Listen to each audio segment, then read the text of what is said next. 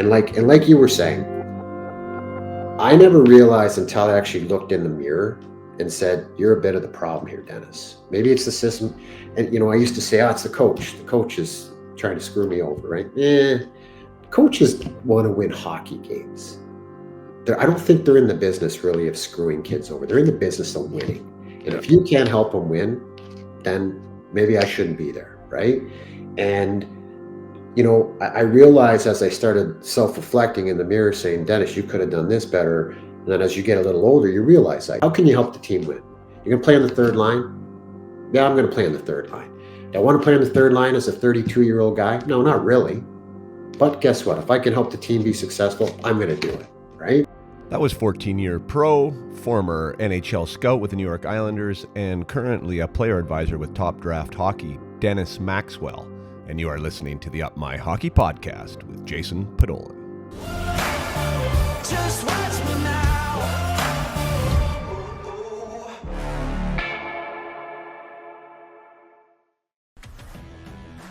Welcome to Up My Hockey with Jason Podolin, where we deconstruct the NHL journey, discuss what it takes to make it, and have a few laughs along the way. I'm your host, Jason Podolin, a 31st overall draft pick who played 41 NHL games, but thought he was destined for 1,000. Learn from my story and those of my guests. This is a hockey podcast about reaching your potential. Hey there, welcome back to the Up My Hockey podcast with Jason Podolin. I am your host, Jason Podolin, and today we are speaking with Dennis Maxwell, hailing from Dauphin, Manitoba. Dennis was an 8th round draft pick in the 1992 NHL entry draft to the Tampa Bay Lightning. He ended up playing his junior days with Niagara Falls Thunder of the OHL, got traded to Sudbury, and also played with Newmarket. He had a long, storied professional career throughout the AHL, the IHL, the ECHL, was also in England for a short time before he came back to the Central League. So 14-year career, many teams, stuck around hockey once he was finished, and got into scouting with the New York Islanders, was an NHL scout there for, I believe, 8 years, and then got into player advising. So Dennis was also a teammate of mine with the St. John's Maple Leafs in the 96-97 season. So that was a ton of fun actually not 96-97, it was 98-99. And it was great to reconnect with him. I have not spoken with him since 1999. So that's a long time ago, but it was awesome to see his face. One of the best parts about this pod is things, or I should say episodes like Dennis Maxwell and people that come back into your life. Unbeknownst to me that he was involved in hockey, I didn't know what had happened with him or to him, and then his name got brought up in a player recruitment discussion that we had, that he was advising a certain player, and all of a sudden here we are on the podcast, and I'm able to reconnect with an old teammate. So yeah, awesome stuff. I wanted to have him on, I mean, for numerous reasons. The fact that he was an NHL scout for 8 years is a big deal. The fact that he is now a player advisor, that he was a professional. I was going to focus in more so on the player advising side, because I think that's a murky topic for a lot of players and parents out there. You know, the need for one, yes or no. You know, what do they do? How do they do it? Is it a pay-to-play model? Is it not? What's the difference? There's so many questions there around player advising that I thought that we would get into. And Dennis is like a straight-ahead guy. I mean, he was a straight-ahead type of player. If you look at his hockey DB and look at the amount of penalty minutes that he put up, he was an honest guy. He was straight ahead. He was hard-nosed. He fought for what he got, literally and figuratively. And he was just honest, played honest, and that's the way that he is, in his discussions and in his conversations. And I knew that we would be able to get some straight answers from Dennis. The only problem, not that it's a problem, is that we just kind of BS and shoot the shit here for for an hour and 15 minutes, about all things hockey. And I think it's a great discussion, but I didn't really get into the player advising stuff until right at the very end.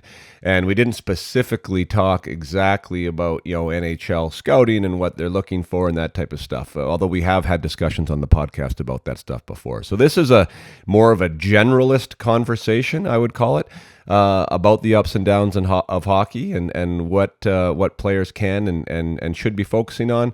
It was a great catch up for Dennis and I do think it's a conversation that you'll find entertaining and informative. I do have to say, I don't know, I was a little fired up, I guess, on this interview. I do drop, I believe, the occasional F-bomb, maybe once or twice, so that's not usually my style, but so it goes. There's your fair warning. So if you have young children in the car, apologize to them for me, or maybe you might want to skip this episode. But like I said, it's just, it's a couple, I believe, if I remember correctly. So I wanted to give fair warning on that. But other than that, hope everyone is well out there. And I trust that you will enjoy my conversation with Dennis Maxwell of Top Draft Hockey. And if you are in, if you are in the situation where you believe that potentially you need to speak to someone, you would like to have representation, Top Draft and Dennis is a great place to start. You can look them up at topdrafthockey.com. I would definitely vouch for Dennis and the work that he does, knowing that the type of human that he is and hearing the rave reviews from the people who have worked with him. So if that is somebody that you or something that you're looking for, I endorse Dennis. And other than that, let's get into our conversation with Dennis Maxwell. All right, welcome to the pod, the Up My Hockey pod with Jason Podolin. Welcome to the pod, Dennis Maxwell. Thanks for having me, Jason. Did you ever think that you were going to be on a podcast with Jason Podolin? Frick. Well, we didn't even know what podcasts were 20 years ago. That didn't even exist. So, it's kind of a little bit of a time warp, isn't it? It really is. And just ended up, how we touch base there again in the last couple of weeks here. And, with hockey, it's just a small world, right? It's nice to see this come full circle. Oh, it's freaking a riot. When your name came up, I was like smiling ear to ear. It's so funny. Like, I don't know. I just said that to my wife when we were chatting before I pressed record there and I had to go get my coffee. I was like a little kid in a candy store. I'm like, it's just so freaking crazy. I just love that about hockey. Like that I can see you, and yeah, we're grizzled now, but it's like we're in the locker room 25 years ago instantly. Like, you know what I mean? It's just like, I don't know. To me, that connection is pretty wild. It's fun. It's nice. Yeah, buddy, you still look great. You look around the same, honestly, when you look like you can play again. Well, no, you do. I said, I for those listening, the first thing I said to Maxie, I'm like, looks like you never took a punch in your life. And believe me, that's not true, right? Yeah, it took a few, but I tried to tie up a little more. It's the guys like the Sean Thorntons who went a little more toe to toe, right? But then so I learned a few things. Yeah, that's it's a great game, and I don't know if you had ever thought I would be behind a mic, but I got pushed into this, by the way. We never really talked about that. So I was like, when I was getting into the mental side of the game, which is an interesting conversation. I'm sure we can talk about anyways, with the players that you've had, that the lady that I was working with actually was a young guy that was used to be a hockey player. And so when I was doing business coaching, actually, I don't even know if I've ever even told this story on the pod, but I was doing business coaching with like executives, right? Like health business coaching, essentially. And so I'd been doing that and it was going successful. I was just switching into my own business. And then this guy was helping me. And then he heard my story and he's like, well, he was like, I mean, what you're doing is great, but he's like, why don't you have the same type of thing for hockey players? I mean, you're a 10-year pro and like you knew, and I was like, yeah, why aren't I doing this for hockey players? So it was one of those ones where you got kicked into. And then I was like, okay. And then the next step was the lady that I was working with. And they're like, you have to have a podcast. You got to have a podcast. You're good in a mic. You can connect with people. I'm sure you'll be able to ask good questions. And, and I went into it essentially kicking and screaming because it was the last thing. The one I wanted to start. Two, I thought anyone would be interested in listening to. Like there's all these like personal kind of vulnerability moments that you have with yourself, right? About like who wants to listen to me, or you make it about yourself until you don't make it about yourself. And as soon as it's not about yourself, then all of a sudden you have a product, right? So anyway, so that's kind of the whole scenario of me getting into this. And one of the things I'll end with though, Maxie, is like it's been such a gift for like this right here.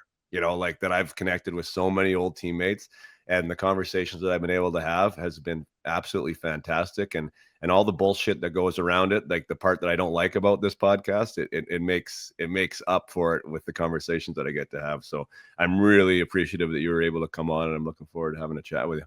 Feel the same way. Thanks for having me. Looking forward to this chit chat here. Yeah. So I guess for the and for those listening, so we're down here in Coeur d'Alene right now, and and Jeremy Milmock, who was a guest as well. He's the head of hockey down here. He was working with a player and trying to recruit a player to come over here, and in the conversation with me, he's like, yeah, his advisor Dennis Maxwell is, I've been working with him, and I'm like, why do I know that name?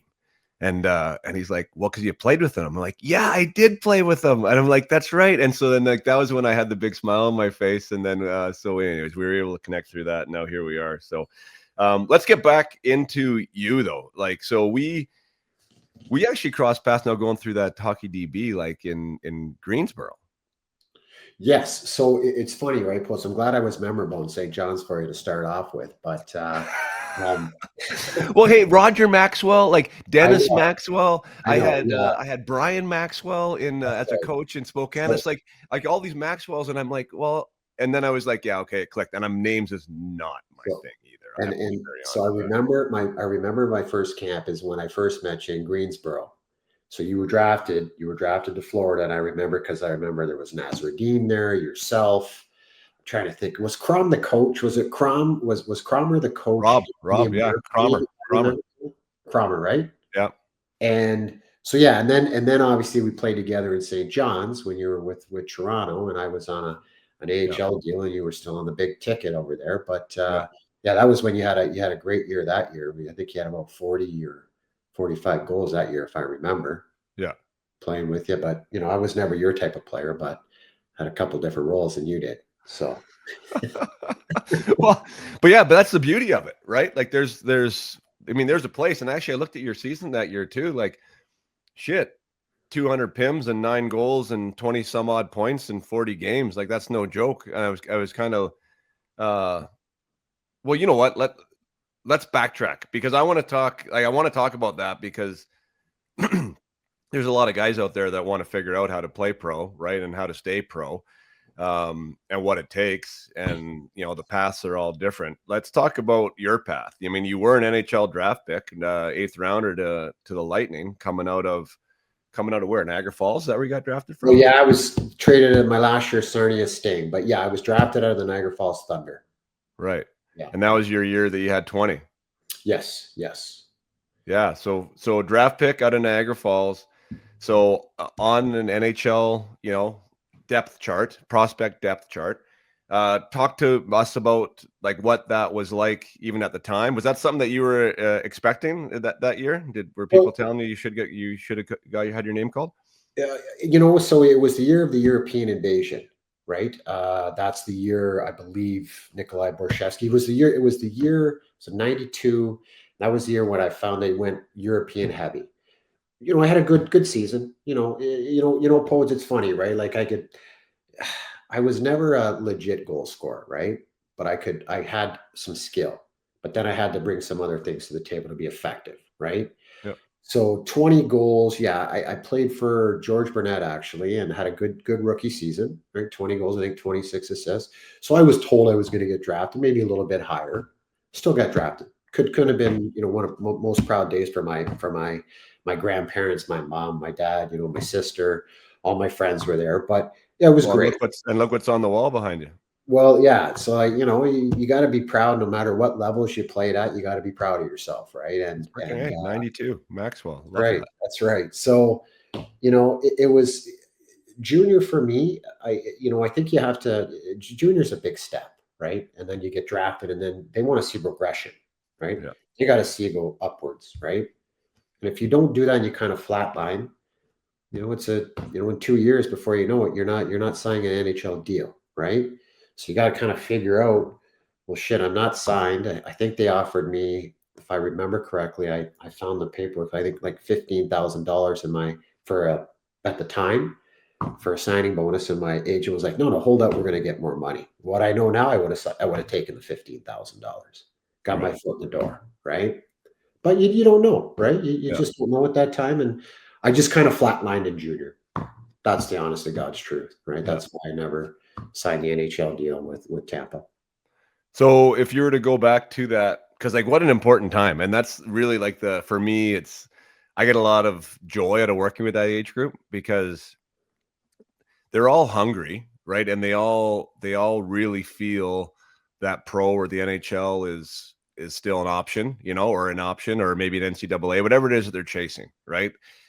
Uh, they're arrogant enough to think that they've figured out most of the stuff, but they're also sometimes humble enough to like, with the proper guidance and advice, like see what they don't see, and I think that there's such an amazing opportunity that's 16 to 19, to if you can learn some of these habits, pro habits, like how to think, how to really take your own development into your own hands instead of just being a part of the environment you're in, like that you can do the thing that you're sounding like you saying you didn't do, right? So what did you learn from those 3 or 4 years after you got drafted that you could have done again, maybe a little differently? Great question. Great question. And what I would have done differently, I would have taken it more seriously, right? And when you get drafted to the NHL, you're on cloud nine. You think that's, geez, my dream is there. No, that's just the start. They just called your name, Yeah. right? And if you don't put the work in, off the ice, have the right, be around the right people to direct you in the right direction, right? And this is one of the reasons, that I got into this advising. I wish I had some more mentorship in my life, right? Someone to say, Dennis, this, you don't need to be going out. You need to be in the gym. You need to be doing this. You need to be a good teammate. These are things you need to work on in the summer. And I didn't do that, right? I was just, yeah, I got drafted. Oh, great. Oh, now the real work starts. But I didn't know that, right? Yeah. And when you don't put the work and the effort in, like we didn't know how to really train back then. Like I was eating Big Macs and large fries and trying to, bench press 300 pounds, right? That was the wrong thing to do, right? What do you And mean? You mean really? you're like, oh, going out, having beers, Big Macs and thinking that's for your summer, but I didn't train right, didn't take care of myself. Those are things that are, or putting yourself in better situations. Then I got traded, right? Things like that where it just snowballs, right? It Right. just snowballs, especially when you don't have, say someone like yourself or myself in someone's corner to say, hey, this is you're heading off in a different direction here, right? Let's stay focused, right? That's what I. It's probably Yeah. why I didn't do as well in junior as I should have.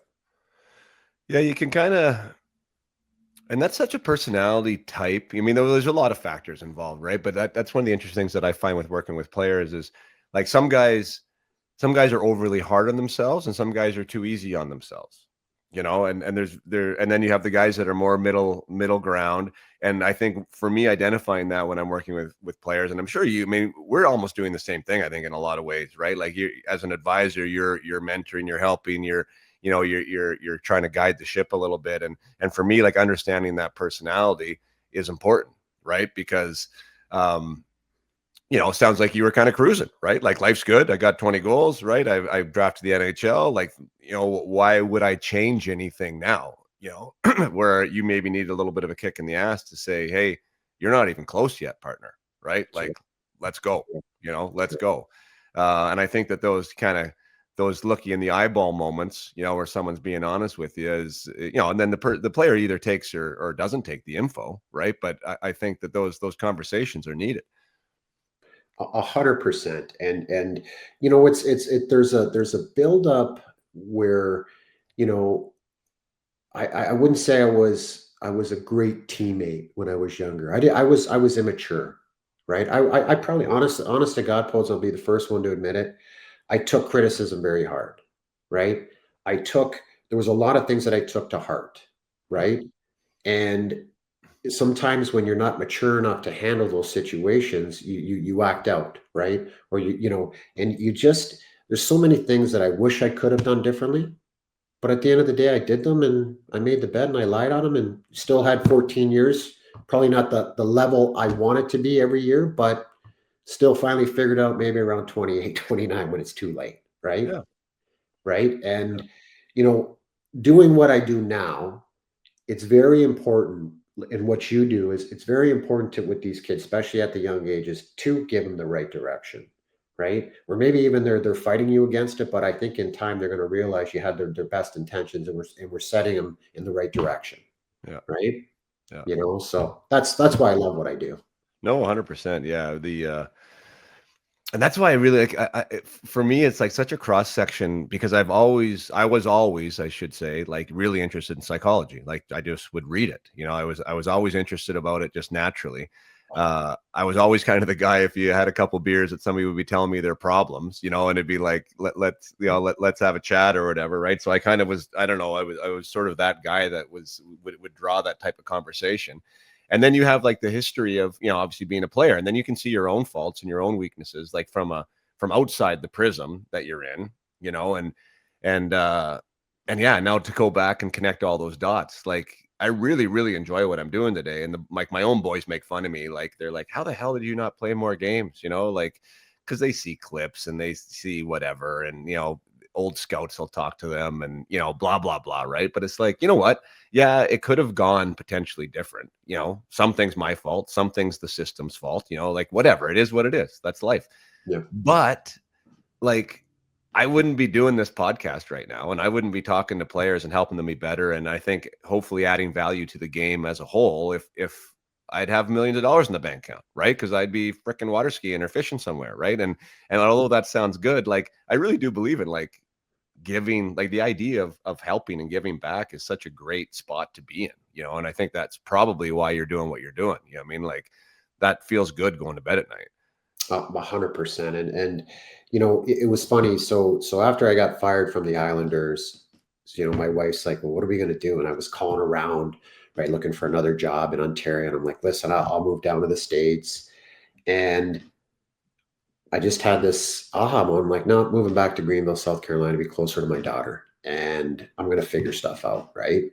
And I'm driving down here, and a buddy calls me from this advising company. He's like, "Hey, Dennis, do you want to stick around and do you want to get into this advising?" He goes, "I think you'd really really enjoy it." I'm like, "Absolutely not. I'm tired of hockey." Right. I was kind of just worn out. Right. Yep. And you're trying to you're trying to stay in on the scouting gig, and it was a great 10 years, learned a ton, but then you're just a little tired. Right. And then he's like, "Think about the bigger picture. You can help kids." I'm like, "Okay." Thought about it. I'm like, talked to my wife. She's like, "I think you would be great at this. I think you'd love to do this." Next thing you know, here we are 4 years later, just under 4 years. And my wife said, "I've never seen you happier." Poets, you got to be in these kids' corner, right? Yep. You got to know that you have someone in their corner sticking up for them, right? And like you were saying, I never realized until I actually looked in the mirror and said, "You're a bit of the problem here, Dennis. Maybe it's the system." And I used to say, "Oh, it's the coach. The coach is trying to screw me over," right? Coaches want to win hockey games.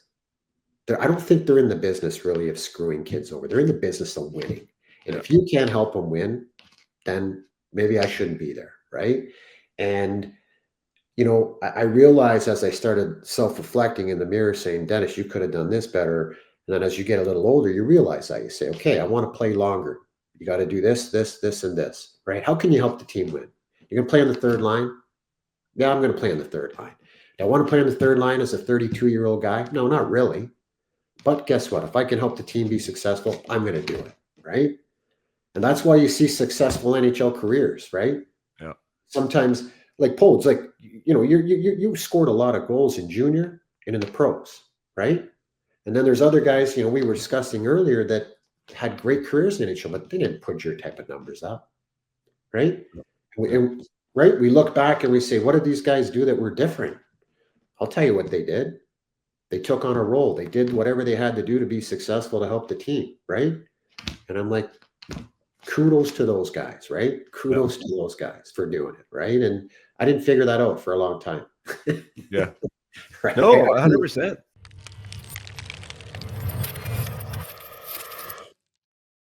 This break in the action is brought to you by Iron Ghost Construction, platinum sponsor of the UMH 68 and friend of the Up My Hockey podcast.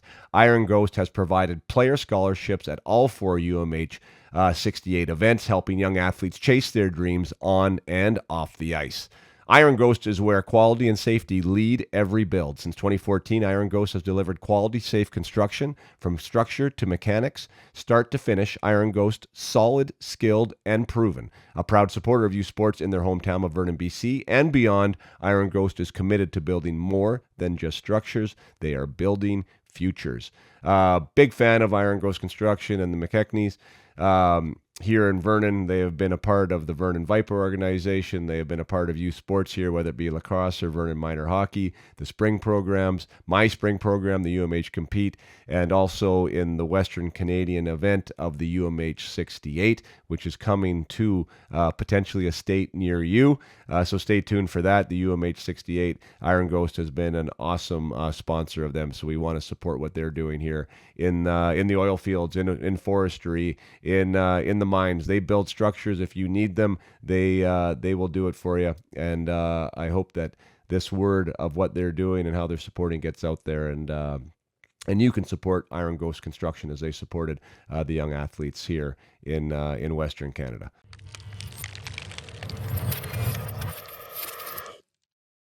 I mean, generally speaking, parents have really good advice, I think, like grounded, good advice. And the thing is that I find with the advice is that sometimes, like when you're telling someone, what to do, if they can do it, but if there's not an authenticity behind what that thing is, even if they decide to do it, then it's not real and then it doesn't last, right? It's like a Band-Aid kind of.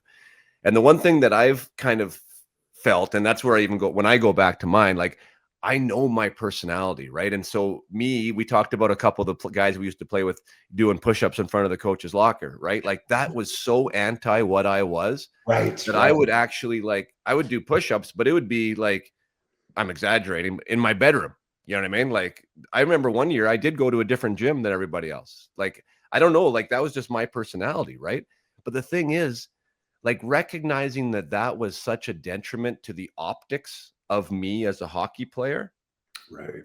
that could have crushed me, because I could have been a guy that was too aloof, right? That I was a guy that didn't care, that I was a guy that wasn't putting in the work. It wasn't that I was not prepared to put in the work. I just didn't want to do it in front of everybody else and feel like I was being a frickin' tryhard, And so that hurt me too, like the way that my perception of what that was. So like, I like talking to athletes about that. Like what is your belief about how this appears, or what is your belief about work or development or effort, and when we get kind of to the roots of that, now all of a sudden the advice now makes sense, right? It's like, okay, this now aligns. Like I'm aligning this with who I am. I'm making a choice to actually show up a little differently, right, in a way that is going to serve me and the team, right, in both ways. And I just think people drastically underestimate the personality side of hockey. And when I say mindset, personally, like that to me is like, that's one of the things. Like personality is a big one, and the personality of the coach is a big one. If you don't understand the interpersonal dynamics between what that coach thinks and what he likes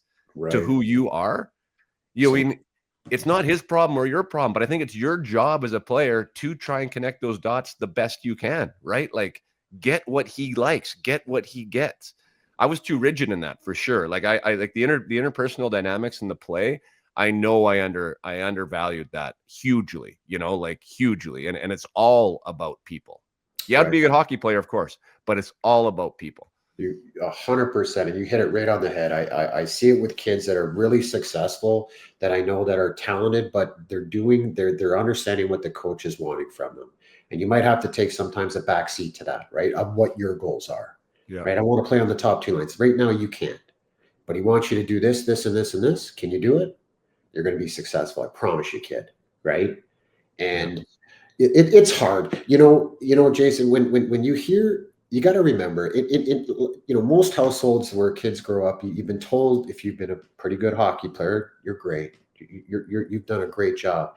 And then you start moving up the ladder and you're not told you're great as much, right? Some kids are, some kids aren't, right? And I feel like when you move up, and it's hard, when someone says, well, you're good, but you're not that good, Dennis, right? We like you here, but we don't love you here, right? And you know, my job is to keep these kids motivated because they do get cut, right? They don't understand the roles sometimes they have to play at these higher levels, right? Yeah. And my job is to make sure that, number one, they believe in themselves, right? That they're still a good hockey player. And you've got to, because when a kid gets cut, that's, I don't care what age you're at, it's a big blow, right? Yeah. Especially when you get to the junior levels and pros. And, dealing with some of these kids that are cut, I'm like, listen, you're a good hockey player. In his eyes, he just didn't see it. That's all right. So we have to get you to another place that someone sees it, right? But you got to keep believing in yourself, right? And that's just, you're trying to keep these kids, you're trying to keep them grounded. You're also trying to show them the way on how to be a pro, how to get to college, all of that, right? Yeah. Yeah. And what you said, Jason, most of these, you got to adapt to the coaches. You really do. And if you can figure that out, a lot of kids can be successful that are maybe Yeah. not the most talented. That was one of the first things I chatted with the team about, was like the skill I call of coachability. Like like that. And there's layers to that, right? Like you said, like you didn't like criticism. I don't think anyone really loves it, but like what do we do with that, right? Like, because if like as soon as those words start coming, and I'm sure you can put yourself back there, right? Like there's a resistance for a lot of people to hear it, and because there's that resistance, that mental internal resistance, we don't necessarily hear it because we're already having excuses in our head, or we're already giving opinions, or we're already thinking about what we want to say, like as coming back. So like you're already screwed really in that scenario, right? So like, and then there's the guys that will hear it, right? That they're willing to hear it, but maybe they've been told by their parents, make sure you look the coach in the eye and make sure that you nod. And so they're so focused on like doing this that they don't even really understand what the hell was actually said to them, and they're not really sure how they're supposed to implement it. Right. And then the idea of, if you can implement or execute it, how long can you do it for consistently? Right. There's so many layers to being coachable, because what does a coach want to see? He wants to see you do it again and again and again and again and again and again. And he doesn't want to have to tell you 5 times. Now there's like, how many things I just talk about there that are skills that nobody fricking talks to these players about, or gets them to build about, or gets them to think about. That's right. Right. Like it's way beyond whether you want to listen even or don't want to listen, but that's the starting point. You know what I mean? It's so right. And just to touch on that, I remember I would see guys that would get benched, right? And they would be rah, rah, rah. I'd get benched, I'd be sulking in the corner, right? Yeah. If I missed a couple shifts, or I did this, and I'd looking back at the coach when the power play's going, stuff like that, right? Yeah. And you didn't realize the damage you were really doing, right? Honestly, folks. And and I didn't realize that. And in my mind, I'm like, no, I'm a power play guy. Oh, they just want me to fight. No, no, no. But you're just like, no. And I remember this, and what it does is it carries with you for a period of time, right? Until someone sees that, you've matured, you've done this. And I remember I was playing in the Central Hockey League, and I'll say his name is, he was coaching me at the time. His name was Paul Fixter. And I wasn't playing very well, right? Wasn't playing very well. He says, you need to sit down. No problem. Sat down on the bench, rah, rah, make sure every guy, because I was at an age where I understood, right? Yeah. I can help the team by being a good teammate, or I can sit on the bench and still, because I'm 33 years old or 32 years old, and whine and complain to all these young guys, mate, right? Yeah. So I did that. He comes out to me after the second period, didn't play me a shit, comes out to me, goes, you're effing back in the lineup. You're playing in the third, right? Yeah. Because you are a good teammate. And I'm just trying, you just haven't been very good this last probably week and a half, right? But didn't whine, didn't complain, right? But that was 32. I was 32. Right. Right? You're sitting here saying, like, some of these kids can do it. I've got some kids here that have been pretty successful because they have the right mindset. I'm not playing on the power play. Don't look at the coach. Don't look over your shoulder. Don't give him the attitude like, yeah, I could score right now. He's not worried about that. He's trying to win a hockey game, right? Yeah. Right. And Poles, I wish I could have scored more goals, because then I probably wouldn't have had to fight, right? But that didn't happen. So you gotta figure out, that happy medium, right? Yeah. You like fighting.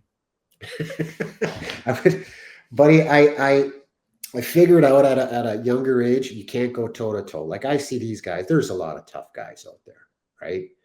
I was never a guy. I've always guys ask me, well, how do you think? Listen, I was smart. I tried to technical fight you because I know I couldn't go toe to toe with the big guys, right? Yeah. So I had to be smart. Let's tie a guy up, tire him out. Let's just work him over a little bit. Let's not try to go toe to toe with a Goddard or a Yeah. Zdeno Chara or a Yeah. Scott Parker, Probably a right? bad idea. Probably a bad idea. Yeah. Only a few guys I saw do it when they were younger, and one of them was Yeah. Sean Thornton. Like that, you remember the year? What do you have? 35 fights that year we played with him. He had 300 41. I'm something. like, geez, Louise. Yeah. Every night, like Yeah. I was just like, golly, I can't do that. That's tough. Right? You know what? Okay, so I love you. Okay, so what you just talked about there, and I'm gonna push back a little bit on it just because the you played long enough and I played long enough to know, and this is where I'm gonna get like focus again on the personality side of the game. Because I played for coaches, and this is where the game gets to be a game. I played for coaches that wanted you to be pissed off and look back at them and challenge them. And then there's guys that don't want anything to do with that, right? And you're the biggest, you're the baddest teammate. I had a coach that when I finally went into his office, and I thought this guy frickin' essentially hated me. Like he was like challenging me and doing all this stuff, and I went into his office and we motherfucked each other, and like that was the best thing I could ever done. And I thought I was being the most disrespectful. Like I finally got to a point where I was broke, right? I was like, no, like not anymore. And that's what he wanted to see the whole time, was like this level of like fire. Like that's old school coaching, but I'm still saying they exist, right? And like that's what he wanted. And yet there's might be a guy like Al McAdam that would have despised that, right? Like Quiet Al, like, he didn't even want to have a conversation. I wrote him, like we won't get into that. But all I'm saying is, so we're talking with figureheads, right, that are in control of the situation, that are people with their own personalities, with their own likes and dislikes, Right. that have an idea of what should happen. And now we're supposed to be navigating that as players. And there is a piece of the navigation, there's a piece of the navigation, because there might be a coach out there that if you get benched and you're like smiley and cheery, it might be like, this guy doesn't even care that he's benched. You're right. There's this double-edged sword, right? Because Right. Right. there were a lot of coaches back then that wanted to get you angry. They wanted to Yeah. get you upset, and sometimes and I hate to say this, but this is how I kind of seen it. I wasn't that good that I had that freedom to say something to a coach, Right. if that makes sense. Yep. Right. Okay. And I felt that when I did that, they thought I was a prima donna, right? Or I thought I was better. And I probably did. I thought could play hockey, right? Yep. But if someone like yourself maybe went in there who was a big part of the team, a big, an up and coming, let's say, prospect, you might get away with a little bit more by saying things like that, or not, right? Where I felt that I was kind of borderline. Well, you're not that good, Dennis. We can get rid of you quicker than we can look at you, right? Right. And you're valuable to an extent. So know your role, right? Figure it out and be a part of the team, right? Yep. And I just think it's like anything. There's some kids that get leeway. I've got kids that I rep now, and they're like, "Well, Dennis, this guy's playing on the power play. Just everybody calm down. There's probably reasons why, right? You just haven't got there yet, right? But I know we all want it now, right? We all want it now, Yep. and there's a process, and there's things that you have to do, but you're right. There was coaches that loved when I fought, but then there was coaches like, I don't need you, running around taking that, which was true. Yeah. Right. There was this fine line of who the guys I played for that I really got along with or didn't get along with. Right. Yeah. But there was a lot of mind games back then. Well, and just to like, what I'm trying to emphasize is like, you brought in some hockey elements, and hockey is of course at play, but there's so much that is non-hockey related to the decisions that get made about what ice time you get and where you play, right? That's my whole thing, is like that gets so underestimated. Like, to your point, Maxie, I scored 42 goals. I was leading the AHL in goals at 22 years old. I got 3 games with a non-playoff team, Toronto Maple Leafs. Yes. Could you imagine that happening now? I remember, and I think Adam Mayer might have got called up. Was he playing with us then? Well, but okay, so then what's the disconnect? I know, and that's the problem, right? Because a lot of guys, like, there's guys that get called up that you're probably looking and going, well, why? Or another kid gets called up before another kid who's had a great month of hockey, but he doesn't get called up. I don't Yeah, know if it's because he's been drafted higher. I don't know if he's in the plans. Nobody knows, right? yeah, Right? Nathan Dempsey, right? Remember back then, like yeah, you were our top scorer in Lonnie Bohannes, right? If I yeah, remember correctly, yeah, right? yeah. Did I think Lonnie got called up at the end of the year, right? And did amazing. He did amazing in the playoff run, but he Yeah, wasn't called up. Remember when yeah, he first came down, Poets? Like didn't want to be there, yeah. right? He just was laying around. Oh, we got a game tonight. Oh, okay, big deal, right? Only guy I've ever seen go out and then he's like, "Oh, you guys want to win tonight?" And he gets 3 points, 4 points. We win the game, right?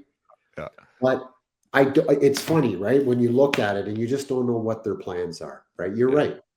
I don't know the rhyme or reason, right? Why you yeah. didn't get called up when you were on fire. Well, I probably, think you, but I think you need that's to my work thing. when you're scoring in goals. Yeah, but it's I think it is like when you talked about that, it's like the optics of what of the person in that scenario.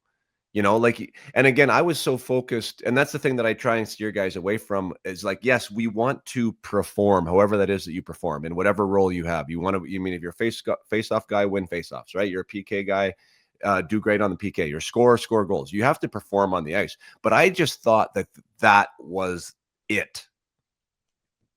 You know what I mean? That was it. If I was a guy that did what I was supposed to do on the ice, Correct. then those players move on. But there's so much more to it than that, right? Like, did Al McAdam like me? Why did he or didn't he like me? What was he saying to the guys up top? Right? Like, what was the message coming from our assistant coach? Did I have a good relationship with them? Did they think I was out too much? Did I think I showed up too late? Did they think I didn't stay long enough? Right? Did they think I cared about the team? I don't know what their perception was. I'm guessing that those were all probably negative factors for me, right? That I presented in a way that they didn't feel that was okay because everything else was in line, right?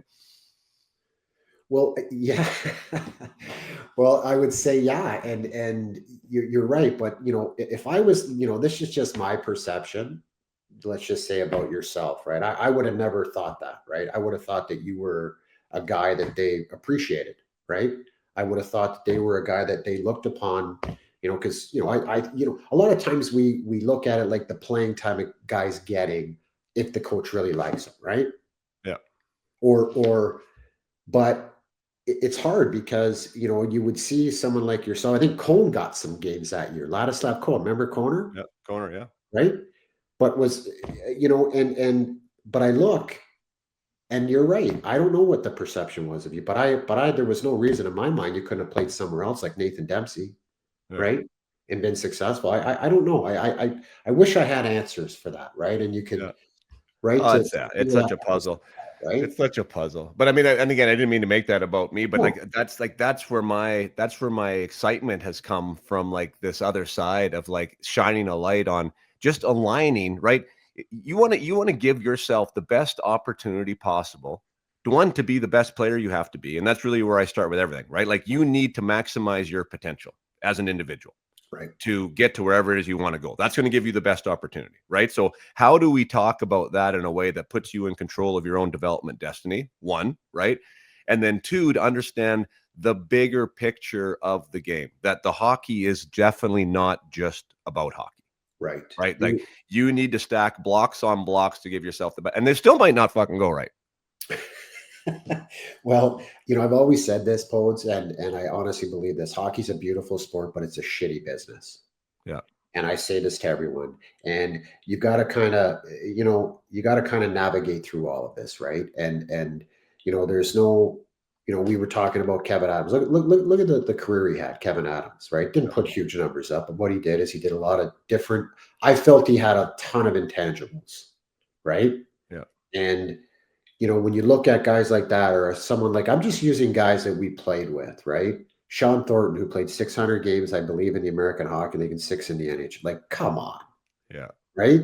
He was barely playing, but he was fighting his way to the top, and he was a good teammate and Two cups. all of it, right? Two-time, right? Two-time Stanley Cup champion. Yeah. And when I look back, and I was like, but we used to party. Like, I remember Al's wife came up to me one night. She's like, Dennis, you mind taking a night off? I knew I was never getting called up. I knew I was never, right? Like take a night off from going out here tonight, Dennis, right? We got a big game tomorrow, right?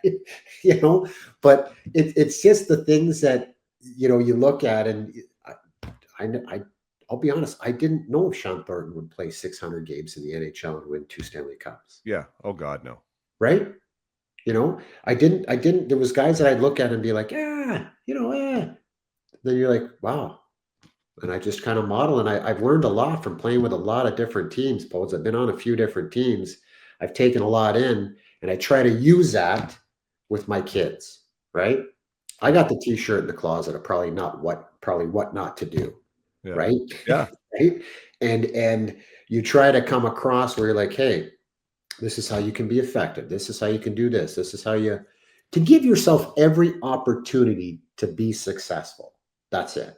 Yeah. I don't know at what level that's going to be, but I'm trying to set you up to be successful at any opportunity that might come your way. Yeah, I love it. I mean, if you took those, like, so the three players from that team, which is actually interesting, even to do that little like investigation, that played the most games was Sean Thornton, who fought his way essentially into the NHL and would do whatever was required. Like, so that's why I would kind of define him. He was somebody that was going out all the time. He'd be the first to admit, I mean, that was just part of what he was. But I think that was part of his mental makeup too. Like, it didn't matter. Like, he'd go out and he would show up. He would go out and he would show up. You know what I mean? Like, it wasn't, he was kind of a pro when it came to that, like just that nothing would affect him. He was so consistent when it came to everything. And then we had Kevin Adams, who he was a first rounder, but I didn't see him as a high skill guy, but he frickin' was a pro, right? Like the way that he always early, always a team guy, always, didn't go out very much, like kept to himself, kind of seemed like he always had his eye on the target of what he wanted to do, and correct me if I'm wrong with any of these guys. And the other guy was Nathan Dempsey, who at that time, a 25-year-old captain or a 24-year-old captain in the AHL, like that's the kiss of death. You know as best as I do. An AHL captain at that age, like you're already like you're not considered a prospect at all at that point. And it wasn't like he was lighting up the AHL by any stretch of the imagination, but this was a good human being that had his head in the right spot, that was a pro from day one, and kept trying to get better. Like that was my perception of what I remember for him. And then all of a sudden he goes and plays 400 or 500 games after we left. Like, I wouldn't classify those three guys as the best players on our team. 100%.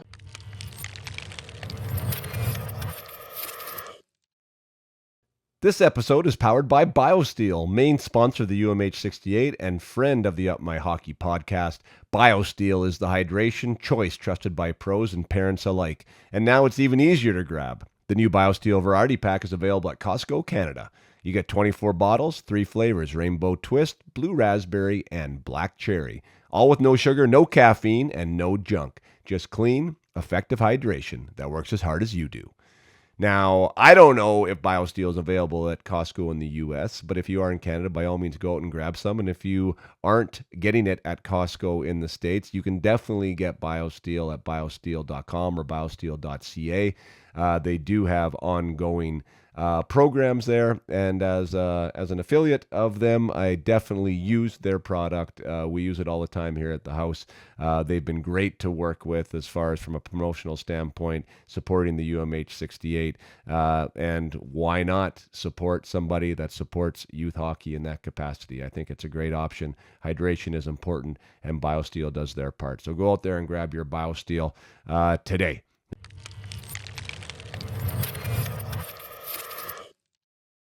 100%. I'll be the first one. I used to be the guy, like I look at ads, you little geek here, your little coaches. You know what? Didn't care. He didn't care. He put the work in. He put the time in. Yeah. I tell my kids now, does it matter? Does it matter when you go into the gym? Are you worried about what you worry about what you're doing, right? You worry about when they tell you to do 12 reps, you do 15, 18 reps. You don't have to make fun of other guys that aren't, that are putting in the hard work. Because let's be honest, Paul, you get to these levels here and these kids, they go, oh, look at this guy, he's the coach's pet. Because what? He's working hard. Yeah. He's putting the time in, he's putting the effort in because he wants to be successful, right? You don't learn that until you get a little older, because these kids can be, or you get a group, in a room. There's guys that hang out here. There's guys that hang out here, right? And you're like, oh, look at him, right? And you're like, no, he's doing it the right way. That's take listen to that guy, and I'll tell you that. And this is one of my favorite. So when I was scouting with the Islanders, I wanted to draft Kyle McLean. Okay. And to me, at that level of junior A, so he was drafted out of Oshawa, okay? And he played for Oshawa. He wasn't drafted to the NHL, okay? And I wanted to draft him. And he was a guy that probably put up, I think, 40, 50 points in the OHL, right? Pedestrian. Pardon me? Pedestrian for draft picks. Like you're just saying, like doesn't jump off the stat sheet at you. 100%. Right. But he had everything that I felt that this kid, if you want a guy on your team, for me, I said when we were in the draft room, I said, I really like this kid, and I think we should draft him, 6th or 7th round. And I wouldn't say, I didn't know that obviously we were going to sign him as a free agent, okay, in the summer, right? But that was just on an American League deal. I don't know any of this, right? Yeah. But he was the first kid that I had seen in a long time in the scouting that we just overlooked those guys because they're not sexy. They're not sexy. They're not, like you said, a pedestrian. But I said, he's going to probably be in your American Hockey League. He's probably going to be your captain. He's going to teach these prospects the right way to play. Yeah. Right? Yeah. To me, those guys are still hard to find. And when they are, you hold on to them. Right? The Casey Cizikas of the world. Right? Those are guys, to me, those are glue guys. Right? And Kyle McLean, for me, was one of those guys. But I wanted to get him drafted because I felt we had to get some of these guys that played like him a little bit of love. Right? Yeah. Well, he signed a 3-year deal with the Islanders. That's what I'm talking about, right? Right. But you know what you're getting every night. And that's a guy that works his ass off. Everybody I talked to, and I remember, like, I just loved the way he played because he just wasn't, I hate to say this, Paul, but some guys that are really offensively skilled and all of it, it's come easy. Some have put the work in, right? But it's nice when you see a kid like, McLean be very successful, right? How do you not? How do you not like that? How do you not like that, right? Yeah. And I've got some kids like that, and I'm in their corner 100% because I know they're not the most skilled, but I know what they bring to the table, right? Yeah.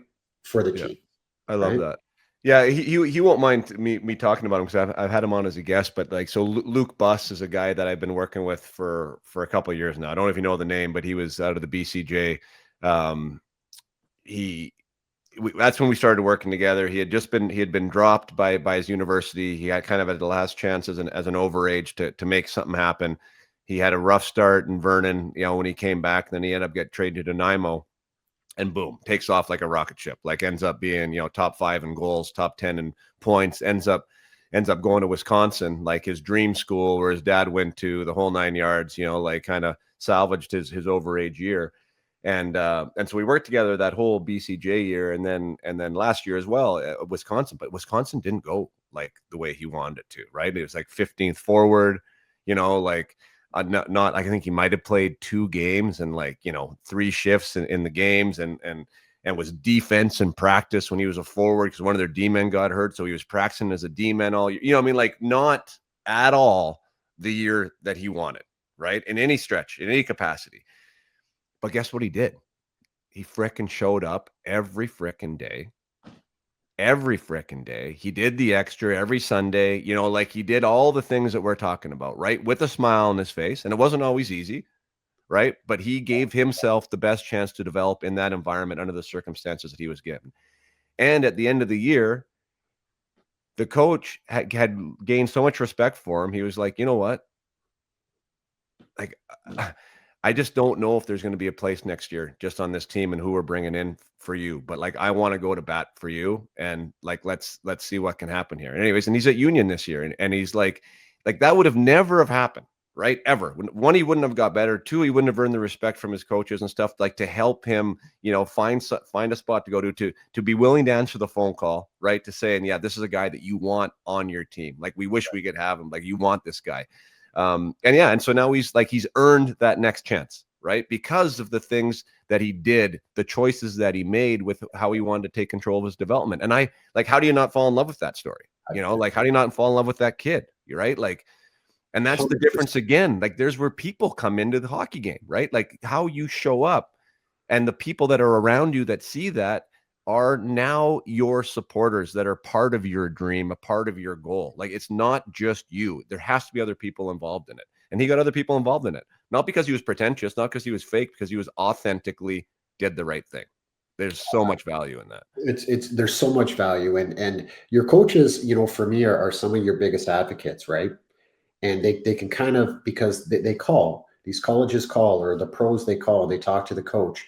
And if you're not that kid where he's like, I know that there's been pods when let's say it's Toronto called down to the St. John's Maple Leafs, that the coach is going to say, who's going to make me look good, who's going to make me right. There's other factors, like you're saying, Yeah. behind the scenes that we don't know about, right? Yeah. And I've been called just on players when I was, coaching, and I'd get called on players, and I'd be like, I would be pushing the guys that I knew would do well, or you know, let me retract that. When I was with the New York Islanders, they would ask, put a list together, right, of players that you think would be good free agents, right? And at the start, when I first started, I used to try to go for skill, right? I'd say, okay, a kid that maybe, I'd look at, I'd watch him during the year, and I'd be like, okay. And it's not that they would let me down, but they didn't have some of the other intangibles. Right. Not all of them, okay? Yeah. Yeah. Most of those kids get drafted, okay?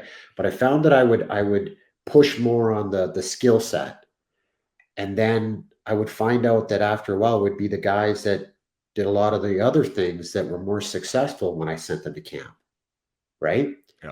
And I don't know, it was just weird. It was I can't put, a finger on it to say, but the kids that were really skilled, that worked really hard, they were successful. But I found that the kid that was always overlooked, and I got him to camp, coaches were always very happy with him. I can't tell you why, Yeah. right? But there's this difference of players, Yeah. you know. And there I again, see. go Yeah, ahead. like Go ahead. I like Sean Dursey pods. Like I sent Sean Dursey was a kid that I wanted to go to camp with the Islanders. He didn't do well, but he's making $5 million a year in his team now in Yeah. Utah, Yeah. right? There was a kid that I liked, but I saw those things in him, right? I saw those things. I'm like, man, this kid can play, Yeah. right? And a testament to himself, he did it, right? But I'd send some other kids to camp, and I'd get the phone call, oh, this kid didn't really work too hard at, training camp or whatever. You're like, oh boy, right? Yeah. So I'm like, I'm gonna find those guys that are dogs on a bone. I mean, sorry, right? Yeah. I mean, those are the guys I want. Yeah. Who are gonna give themselves every opportunity to make the club. If that's on the American League, East Coast, those are the guys I'm looking for. Yeah. Those Right? habits are Just huge. have Yeah. And those, I mean, you said like the phone call, like I think that's worth talking about because whether it's an NCAA recruiting school to to a junior program, or whether it's like the scenario that I already talked about, you're in the AHL and the GM calls down and asks, like these guys answering the phone, they're not in the business of lying for you correct. because it exposes them, right? Like they have to be honest, right? So whatever that honesty, wherever that comes from, like they're going to be honest because their job is essentially, and their integrity is on the line with it. They're not going to promote somebody they don't believe in because that just makes them look bad. Or they're not going to say, no, this kid's dialed, I mean, he works hard and he works hard all the time. And then you show up and you can't even find the kid in the weight room. I mean, it's like, what the hell's that? I mean, why would you? So they don't say that, is my point Right. to you athletes listening out there, right? Like Right. people who are around you every day see your habits. They see what you're like. They see what you're like with your teammates, with the staff that are involved, all the rest of that. And that is what gets portrayed on the other end of the phone call, period. Right? 100%, 100, and those coaches will not lie. I will not lie when I call a coach, okay, because they will not pick the phone up when I call them again. If I Right. tell them that you're a top six forward and you get there and you're not a top six forward, he won't pick the phone up again. Yeah. And I'll tell you, Poles, I had one of my first clients when I first started. His dad was saying to me, and loved the kid, but he's like, well, Dennis, he can play in a top six. I'm like, he's not. I can't call coaches up. My credibility will be shot. And I have to think about the kids that I have coming through that I have to worry about as well, right? I can't lie to a coach. He won't do business with me again. It'll only hurt my business and my Yeah. players, right? And I've learned a lot. Like I'm every day, you're dealing with, all these different levels. And like you said, coaches don't lie. Hey, maybe they'll say something to a guy and he'll take a guy in maybe, but Yeah. their credibility is on the line, right? Their Yeah. credibility, all of it. And that's how I feel in this business. I can't lie. Every kid has deficiencies, Yeah. but it's all, to me, it's all workable, right? All these kids, they're young, they're immature, they still have to work on certain aspects of their game, but they all have some deficiency and they all got positives that you're like, wow. Now I just have to tell you that, but I can't lie to you about that, Right.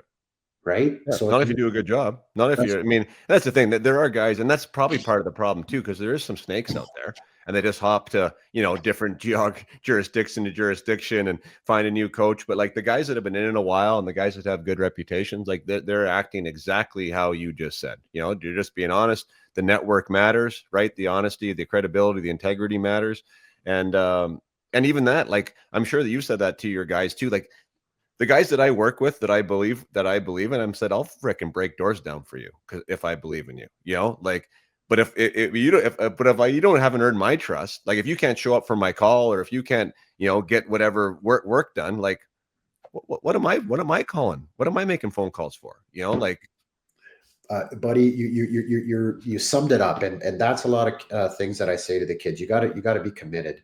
I can't be calling teams. Like I had a kid, he when things weren't going his way, he wanted to get traded, and I'm like, yeah, okay, that's great, but I can only do this maybe one or two times, and then we got to start looking in the mirror here and say that you need to stay here because I get the questions now when teams call me, what's the problem? What's the problem with the kid? Why has he moved around so much? Right? yeah, What's going on? Is it an issue with him, or is it he's just not good enough? Right? And then you have to protect your kid, and you yeah, have to tell them these are the reasons why. So, but you have to have these hard discussions with your client and say to them, hey, we don't need to be moving around because you just didn't get on the power play this weekend. We don't need to ask for a trade, right? We got to figure out how you can get better. Like you're talking back to our conversation 30 minutes ago about knowing what the coach wants, hmm, all of it, right? What you have to do extra. A lot of times with these kids, Pods, you say to them, you say, are you doing all these things that we discussed? And they go, well, yeah. Well, are you on the bike every day before the coach gets there consistently? Are you in the weight room? Are you the guy turning the radio on? Or you guy that or you actually putting the work in? Or are you the radio guy who plays around with and doesn't really get any work done? Right? That's the truth, right? Like yeah, like yeah, I've been there, yeah, right? Are you putting the time in where the coach says, yeah, like you said, you can wear coaches down by your work ethic and what you said about that kid earlier, Bus, right? yeah, Where a coach basically says, like, I don't think we can have you here, but I really want you here. yeah, That's the ultimate where a guy's going, the coach is going, you are a pro. yeah, You're everything that you would, he's just doing it somewhere else now, yeah, right? yeah, That's all. yeah, Right. And I see those kids, and when they do that, they just seem to be successful. I just see it. yeah. Right. I don't know what you would say there, but I just seem to see those guys, they seem to be successful. There's a place for them. I'll tell you that right now. I mean, someone's going to want you somewhere. And again, to my point is like, you want to be the best that you can be. That's part of the way that you have to be, like that has to be the perception.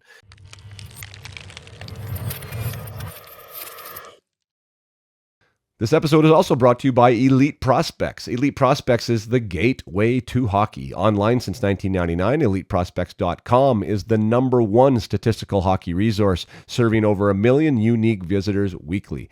It offers the most informative hockey player database on the web and has the most reliable transaction tracker available. And specifically for youth hockey players, EP is your very own online showcase to highlight your achievements and help secure hockey future playing opportunities. Coaches, scouts, and schools at every level of the game consider Elite Prospects their one-stop shop to discover future stars. They do have their verified profiles. They do have their premium profiles. My boys have them. It's a very cool way to see who is following your page, to be able to include your accurate height and weight, where you're from, hometown, etc., your personal profile picture. It's a great way to track your own statistics and for others to track what you are doing. As a bonus, as being a sponsor and I guess sponsor is the right word with the UMH 68. The people who play in my tournament get their tournament stats up and running on their player profile at Elite Prospects. So Elite Prospects has been fantastic to work with. They're definitely involved in the youth and amateur aspect of the game, and are really growing their roots there. So big fan of Elite Prospects and what they're doing. By all means, go out and see what they're up to, and get your profile verified, or get a premium profile from them as well.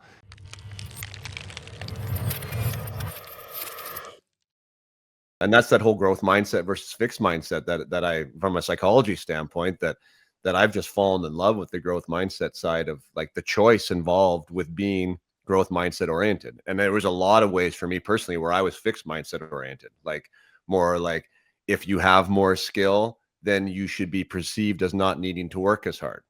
Like that wasn't something that I could actually articulate it at the time, but that's how I was more wired, right? Like Right. I am better. So because of that scenario, I don't need to work as hard. Not that I didn't work hard. I don't think anyone would ever say I was lazy. That's what I mean. Like, but like it would be the optics of what that looked like, right? Like that I can still go out and I can still score 3 goals. That I can still show up to practice frickin' 5 minutes before it starts and score 3 goals. You know what I mean? Like that was where I felt, again, not consciously, but that's the way I was just wired at the time, right? And now knowing that, undoing that, understand like the growth mindset principles of actually like committing to loving the idea of being the hardest worker as well as the most skilled guy, right? Imagine combining those two attributes. Imagine being the guy that's most committed to your development as well as the guy that has the quickest release. Like you keep adding value, and like, and seeing that actually supports you as an athlete. And then also, again, optically, as a human, right? As your personality, like, boy, like now you're double ending things. And again, like, you don't know that. You don't know, like, I didn't know the difference. I didn't even know what fixed mindset was or growth mindset, right? That's And right. I didn't realize that there was ever a choice. It's totally a choice. So fun, right? And it's like, what buttons do you have to push for these guys to get them to see that? And Yeah. when it does come, it's like, that's where you start seeing, like, for me, I legitimately, with some athletes, you can see, like, I'm talking double digit, like, kind of performance gains when you can just like either unlock, untap, have them see something differently. That boom, it's an explosion, because like you're not going to make someone skate faster in 2 weeks, but if you can undo or unlock something like mentally with how they approach either their preparation or their performance or their effort or their compete or their courage or something along those lines, it's like, wow, blossom. That's Blossoms. so fun. It's crazy, right? How that can happen. Yeah. And Poles, what you're doing here, I love it. I love it, and I think these kids need it. And I'm a big a believer that the more you can work with yourself, right? Like there's only so much I can do, Yeah. right? But and then there's someone like yourself who's bringing just a different element on the mindset, right? Yeah. Right? It's great. I wish we had these tools when we were growing up, right? Oh shit. Yeah. And, Yeah. and Well, you know what the funny thing is though? Like, I don't know. I don't know if I like, you have to be willing to receive it too, right? Like I don't know. I was so wired. Like, again, I don't know why I'm talking about me so much. I usually don't, but like, I guess it's relevant, I think, to this conversation. But like, I was very island solo oriented. Now looking back too, right? Like, it was my journey. I was in control. I almost like felt like I didn't need help. I want, like, I was, and I'm kind of that way with my business, to be honest. Like, I don't have any employees. Like, I've always just been driving. So I haven't even kind of got away from that. But that was the kind of way I was wired. Like, my dad offered Tony Robbins to me at 19 after the draft, like, to help, like, like he was up and coming, but he was still a big frickin' deal. And I yeah, said, no, I'm good. You're like, yeah, that's an idiot. Like, I would say yes right now in a heartbeat. Like, I would say yes in a heartbeat right now. Right. So you, like, to your point, you have to be willing though, too, right? You can lead the horse to water, as they say, but you can't make him drink. So even though we say that we wish we had the tools, I don't know if I would have taken them. I know. It's uh, times have changed, and you got to be up with the times, right? And Yeah. you got to give yourself every opportunity to get that extra edge. And if Yeah. that's the mindset, if that's the advisor, or if that's the work, it all to give yourself that edge, because it's very competitive out there, right? Yeah. And especially with these new changes with the NCAA, it's tough. It's Yeah. tougher. but we can still make things happen, Yeah, right? I agree. And you got to believe in yourself. And I got into this business because I wanted to make a difference. I wanted to be in a kid's corner and know that I got their back, because I know to navigate through this, it's tough, right? When you have parents saying, "Hey, Dennis, this camp, this camp, this camp," and everyone's pulling on their, you got to come here and spend $500. You got to do this. You got to do this. I get it. You know, I've had kids traded, tendered, let go, right? It's all part of the business, right? But you still got to navigate to make sure these kids are in good situations, Yeah, right? yeah, That's my job, and I yeah. love it, buddy. I love what I do, and I'm learning. I'm loving being on this podcast and kind of talking shop here. And Wasn't it awesome? I love it too. shit, I wish you had been in the mindset business a while ago when I was still playing, but um, it's Oh yeah. Well, it's that's it, yeah, frick. It's so funny. Like that's again, like and I think even talking about that, like how you were, like even you talked about how you didn't like feedback or criticism, right? Like that's one thing to say, well, Dennis, just listen to it. Dennis, just listen to it. Maxie, come on, just listen to it. Or it's like a parent saying, well, don't pressure. Well, don't worry about it. Don't look at it like pressure. Well, I mean, it's great advice, but it's like, right. how do you actually do that? You know? So you're right, and Poles. When I say criticism, there's a lot of things. I was a sensitive kid. I Yeah. had this bravado about me, but inside I was an insecure person, right? Yeah. And as you get older, I always had the bravado to make sure that that was just masking that I was insecure, right? And as you get older and you start to get past all of that, and you're like, okay, and then you start looking in self-reflection on, I could have been this, I could have done this better. You got to look back. But yeah, I've called up some coaches that I've been with, and I'm like, I'm sorry, I was an asshole, right? Yeah. You start to self-reflect, right? Yeah. And buddy, I go to, like, it's funny, I'm not afraid. As I've gotten older, I go to therapy. I talk with a therapist, and we talk about things and talk about your inner self, and you know, growing up and Yeah. things, right? You start to just evolve, Yeah. right? And I do this because it just makes me a better person, right? It just makes me, I feel that I'm learning a lot more about myself, that I feel that I can help with kids along down the road, Yeah. right? That's why, right? No, it's unbelievable. And that's what like when I use the word mindset, like I just kind of think that it's approachable, right? Because like I don't qualify myself as a mental performance coach really because I'm not there's no academia behind what I'm doing other than being self-read, right? Like I don't have any degrees or certifications. Right. Mindset to me though is like closer to what I do, but really it's personal development. Like I think like when I'm working with athletes, a lot of it is like the ability to self-assess and the forcing them to self-assess in different categories, right? Not only just their game, which is a huge skill for players. Right. Like, did you actually play well or not? And where did you play well? And why were you successful or not? Like understanding that, understanding their identity, understanding some of these intangibles that we're talking about, like their coachability. Like, were you ever asked how coachable you were? Or let's say how competitive you were? Or Yeah. let's say, how resilient you were? Like these are all fun, great words, but are you good at them? And what do they even mean? Right. And if you do score poorly on it, let's freaking go to work at it because there's ways to actually improve that. Right. So, like, what is that? I could call it mindset, but it's really like what you're talking about is that's personal development. How do you get better as a human to make you better as a hockey player? Right. And the more that you stack those blocks on, like that's some juice, man. And that's really where I have a lot of fun with it because at the end of the day, and I'm sure you're in the same spot. Like these players who want to be hockey players, fantastic. I want them to be hockey players too. I want them to play for as long as they can, make as much money as they can. But if we're working on the human behind the hockey player, guess what? That continues on That's right. That's right. after the skates are put away. And that's what makes our game a better place. Like you build better humans, better teammates, better contributors. Yeah, they're helping themselves, but they're also helping themselves long term. And that's, obviously there's no losing in that one. There's no losing, and we're not all going to play D1. We're not all going to play pro hockey, and these are just some life lessons that hopefully are going to be successful Yeah. with the right mindset. In the real world, right? Right. In the Yeah. real world, I love it. I love that you brought me on here today, and no, Buddy, I don't want to do anything else. I love what I do. Yeah. I just, it's always new, right? It's always a new experience, Yeah. right? Meeting a kid, working with a kid, the family, right? I've had some kids go off to college now, and I can't wait to get to their first games, right? So I can be there, right? Yeah. This is stuff that when I was younger, I just kind of sometimes wish I had, right? Yeah. So, Oh, for sure. I you know, agree. I it, agree. No, it's man, like, well, maybe like just quickly, I know I'm running out of time. I gotta get out of here because I have to hit to practice. But like share with me why an advisor is good, and maybe share with us why sometimes the experiences aren't so good. What makes your job add value, and how can it also not be the color that it's supposed to be sometimes? yeah. So that's a great question. So kind of how it is, how I look at it is, listen, it doesn't matter what industry you're in. Okay.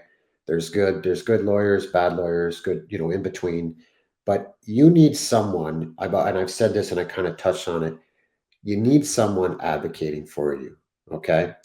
Because in the business we're in, there's a lot of guys that are just, trying to collect money or do this or do that. And there's the bigger agencies, there's in between, and then there's, I wouldn't say bottom feeders, but I would say just, on the lower end, right?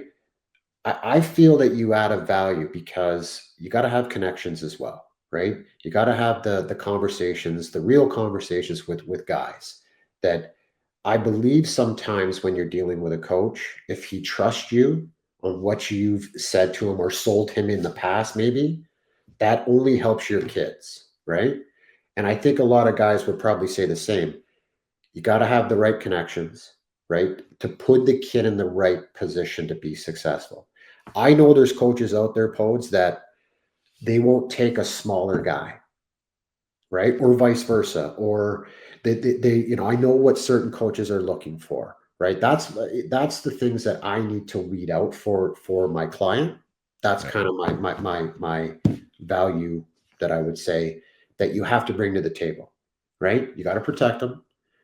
Kids get let go, kids get, traded, whatever. You got to make sure that it's the right situation, right? Yeah. Because kids have a lot of leverage now. I Yeah. know that's hard for coaches, especially, some guys I deal with, but they have leverage now. We didn't have leverage back in the day, right? Yeah. Especially with these pay to play models and things like that, right? It's just a little different now, the landscape. But you have to have a value that they feel that you can get them hopefully to where they want to go. Sometimes it's great, but sometimes their expectations are too high and you have to temper their expectation. This is where I see your son or your daughter, right? And I think there's sometimes that they need to come down where you have to have the hard conversations that Yeah. everyone would. I don't sugarcoat things. I have to be honest with you. Yeah. I would rather do that, and if I lost you as a client, that's okay. All right, but that's how I do business, right? Yeah. Well, I think you have to be honest. You got to be a straight shooter, and you got to protect these kids, right? You got to be in their corner. Don't say you're going to be in their corner. Be in their corner, Right. right? Yeah, I like that. And protecting them because they all need help and guidance. Because I hate to say this, but these kids can be taken advantage of, and I've seen it, right? They can. And I'm Yeah. not talking at maybe the higher levels, but at some of these other levels, they can be taken advantage of. There's some coaches don't call me when I represent a kid. They go right to the kid. Do I love that? No, because I know you're trying to get in the kid's ear, right? Because you're telling him this is the best scenario for him, right? Instead of calling me and saying, hey, Dennis, here's the situation. Let's talk about this. Great. I'll take this back to the family. We'll talk about it. Here's our options, Yeah. right? Things like that, Yeah. right? Yeah. Yeah. That I That's an just, interesting question. How do you handle how do you like how and I'm assuming, maybe I'm wrong, that it would depend on the personality, but that connection, like, kids have a hard time communicating now. I find they have a hard time looking somebody in the eye and, walking through a door and having any type of advocation for themselves, which is something that I really try and promote with them to be able to do that, right? I believe there is a place for sure, someone to, make that call for them or to be that connection, because you shouldn't be in there all the time, right? Everyone's different, but like, where do you feel that fits? Like, as far as you being the guy and them also being involved in some of those, I don't know what the right way is, but off the ice stuff, right? right. Having a conversation with their coach. Right. So I can weed things out, I feel, because once you've been doing this a little while, you start talking with the guys, and the coaches. And what a kid will be told is he'll say, "Hey, he's telling me I'm a top six forward." Well, hold on. I just talked to him 2 weeks ago. They're not looking for a top six forward. They're looking for bottom six forward, right? And that's where I feel that that's what you're paying me for, or whatever that is. I have to weed that out Yeah. because I know what teams, and I kind of know where you fit in and where they see you, right? Mhm. Coaches or I find coaches, I don't have a ton of issues with coaches. I feel that they're very straightforward, honest with you, and they're like, "Hey, Dennis, this is what I need. Is your guy this fit?" Right? Great. Yep, he is. Or you know what? He's right here, but you know, Right. I need all of that out. So I feel that they can be told something, and that's where I have to step in and say, okay, this is what I've talked to the coach. This is what the feedback I have, right? And Yeah. you're being told by somebody else that this is the feedback. So we just got to come together and get to a resolution on that, right? Right. Yeah.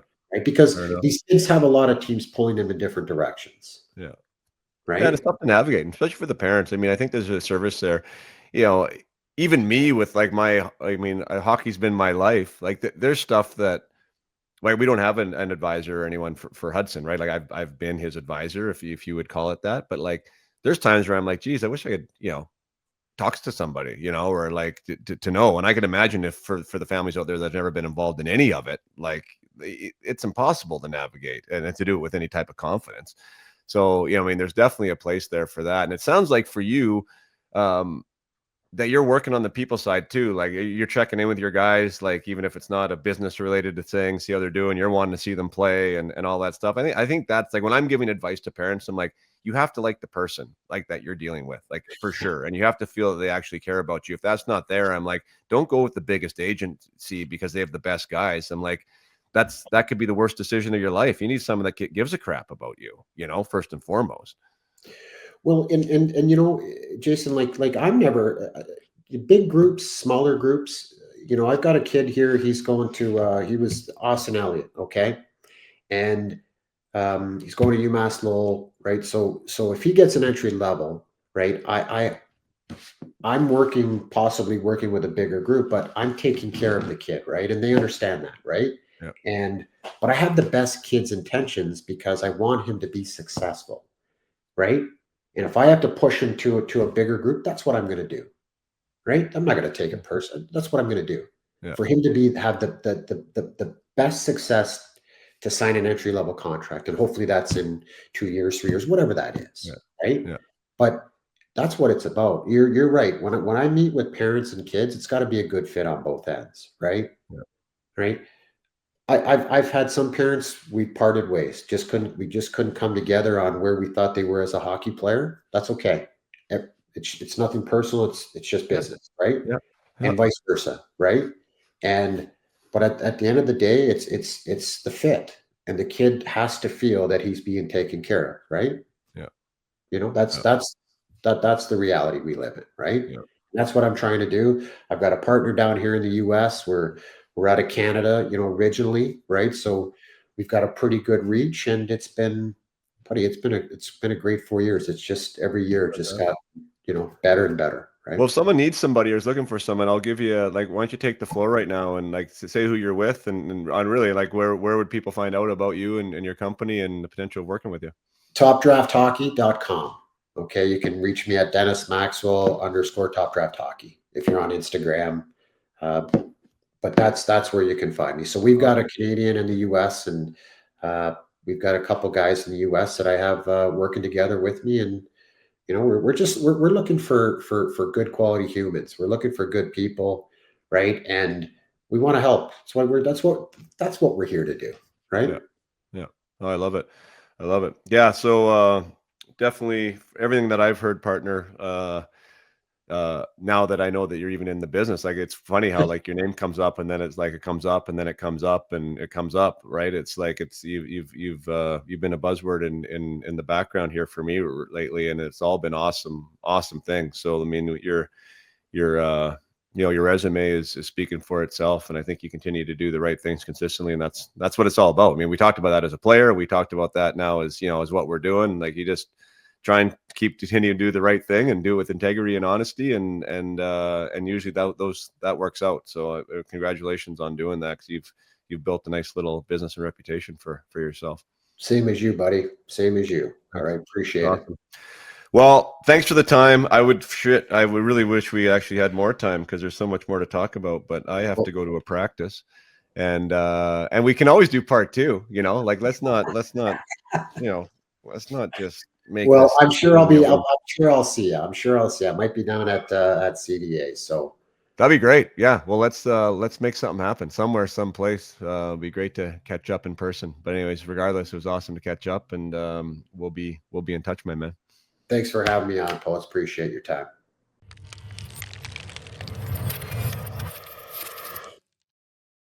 Thank you for sticking around and listening to that entire conversation with Dennis Maxwell. I hope you found it as enjoyable as I did. There's so much to learn from old guys like us that want to share our stories, if you are willing to listen. I think, looking back on that episode now, a couple days later, that's probably the theme is, two guys that want to help, that are still in the game, because we want to help athletes achieve their goals and dreams, and we feel that using our experience and our knowledge now can hopefully shine some light on some areas that people miss. And as Dennis said numerous times there, myself included, that there are things that we didn't know that we wish we did know. We wish we had somebody in our corner that would maybe been able to help and guide, and the results of that experience is our experience, what we do now, why this podcast exists, why we choose to help athletes reach their goals and dreams, and support the families that are involved in it. So yes, usually I don't share as much as I did on this episode about my own journey, I guess you could say, through professional sports, and where I felt some of my own pitfalls were. And you can see that I get passionate about that, though, because there's so much under the hood when it comes to the personality side of the game, and the individuals, the people that are involved in the decisions, and the people that are involved inside a locker room, and how, what their belief system is, and how they choose to show up, and what their personality types are like, and how those integrate with each other. Like, that aspect of the game is so important, and is very, very overlooked by numerous people. And you believe, as I believed, that it is 100% about the type of hockey player that you are, and it's very not 100% about the type of hockey player you are. So you want to align as many vectors as possible on your path, and sometimes that's taking a look at you as a person, and how this represents, or how this might be perceived by those around you, and doing things by choice, that can aid you in getting to where you want to go. And recognizing that we can be authentic in these choices, and we have the ability to change. And that's where the growth mindset aspect of all that comes in, because rigidity when it comes to these things is not your friend. And that's where I think that one of my biggest things is that I was rigid in my approach, and the idea of being autonomous, and being a free thinker, and being somebody that I took pride in my intelligence, and in my approach, and in my performance, that I almost swayed to the overly rigid side, and that I'm going to embrace this aspect of me 110%, that I am not going to conform and meld and necessarily fit in with the herd. And again, that was not a conscious choice at all at the time, but one that I think I kind of subconsciously made at different points. Again, for me, I don't think I ostracized my teammates. I mean, I've had numerous pointed conversations about that, and I seem to be remembered as a good teammate, as somebody that was somebody that would look after the guys, which I'm so relieved to hear. But I do think that management probably didn't see me quite that way, and I think that hurt my prospects and my chances of getting to where I wanted to go. So super passionate about that aspect, and love to help players when it comes to player identity, personality identity, and how that shows up and looks and appears in a locker room. So thanks again to Dennis for being here and for sharing his story, for sharing what he does now. Again, I advocated for Dennis at the beginning, but he by all accounts does a great job for his players and for his families. And if you are looking for somebody in the player advising department, they're all not built the same. Like you said, there's good lawyers and there's bad lawyers, there's good doctors and there's bad doctors, and I'm sure there's good advisors and not so good advisors. And I would definitely give him the stamp, the Up My Hockey credential stamp, for somebody that I would recommend working with and thinking that you'll get taken care of there. So that's Dennis Maxwell at Top Draft Hockey. And until next time, play hard and keep your head up.